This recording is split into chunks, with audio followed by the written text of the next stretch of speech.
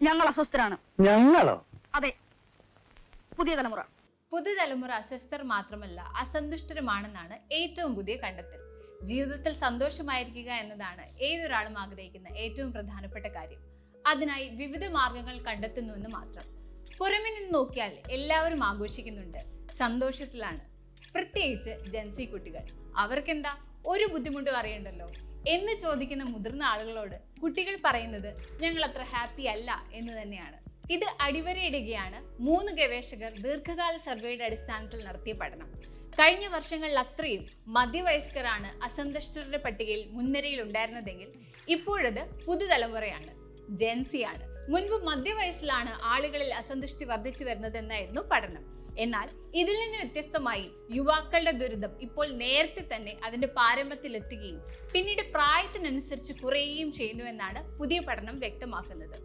ഉയർന്ന വരുമാനമുള്ള രാജ്യങ്ങളിലാണ് ഈ മാറ്റം ഏറ്റവും കൂടുതൽ പ്രകടമാകുന്നത്. എന്നാൽ മറ്റു രാജ്യങ്ങളിലും സമാന സാഹചര്യമാണെന്നും പറയപ്പെടുന്നു. ഡേവിഡ് ജി ബ്രാൻസ്ഫ്ലവർ, അലക്സ് ബ്രൈസൺ, സിയോവോയ് സു എന്നിവരാണ് പഠനത്തിന് നേതൃത്വം നൽകിയത്. 44 രാജ്യങ്ങളാണ് ഇതിനായി അവർ തെരഞ്ഞെടുത്തത്. 12 മുതൽ 28 വയസ്സുവരെ പ്രായമുള്ളവരിൽ ദുരിതം വർദ്ധിച്ചതായും ഇതോടെ ഏറെക്കാലം അസന്തുഷ്ടരുടെ പട്ടികയിൽ മുൻനിരയിലായിരുന്നു മധ്യവയസ്കരേക്കാൾ ജെൻസികൾ ദുഃഖിതരാണ് എന്നുമാണ് പുതിയ പഠന റിപ്പോർട്ട് തെളിയിക്കുന്നത്. സ്കീ സ്ലോപ്പ് എന്നാണ് ഈ രീതിയെ വിശേഷിപ്പിക്കുന്നത്. പുതുതലമുറയിൽ കൗമാരത്തിന്റെ അവസാനത്തിലും 20കളുടെ തുടക്കത്തിലും നിരാശയുടെയും ഉത്കണ്ഠയുടെയും അളവ് വലിയ തോതിൽ ഉയരുകയും പിന്നീട് ഇത് ക്രമേണ കുറയുകയും ചെയ്യുന്നു. കഴിഞ്ഞ ദശകത്തിൽ യുവാക്കൾക്കിടയിലെ മാനസികാരോഗ്യം വഷളാകുന്നതിലേക്ക് കൂടിയാണ് പഠനം വിരൽ ചൂണ്ടുന്നത്.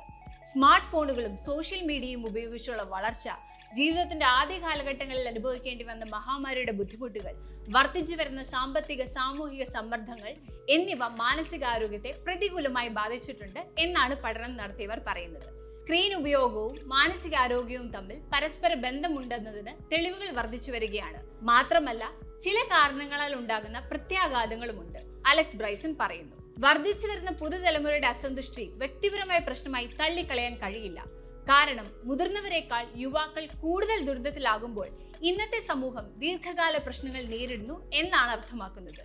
നഷ്ടപ്പെട്ട സാധ്യതകൾ, മാനസികാരോഗ്യ സേവനങ്ങളുടെ ആവശ്യകത വർദ്ധിക്കൽ, ദുർബലമായ പൗരസാമ്പത്തിക പങ്കാളിത്തം എന്നിവ സമൂഹത്തെ തന്നെ ബാധിക്കുന്ന വിഷയങ്ങളാണ്. മെച്ചപ്പെട്ട തെളിവുകൾ, ലക്ഷ്യബോധമുള്ള പിന്തുണ, ഡിജിറ്റൽ ഇടങ്ങളുടെ ചിന്താപൂർണമായ നിയന്ത്രണം എന്നിവ ഈ വെല്ലുവിളികളെ നേരിടാൻ ആവശ്യമാണെന്നും അതുവഴി മാറ്റങ്ങൾ സൃഷ്ടിക്കാൻ സാധിക്കും എന്നും രചയിതാക്കൾ ഊന്നിപ്പറയുന്നു.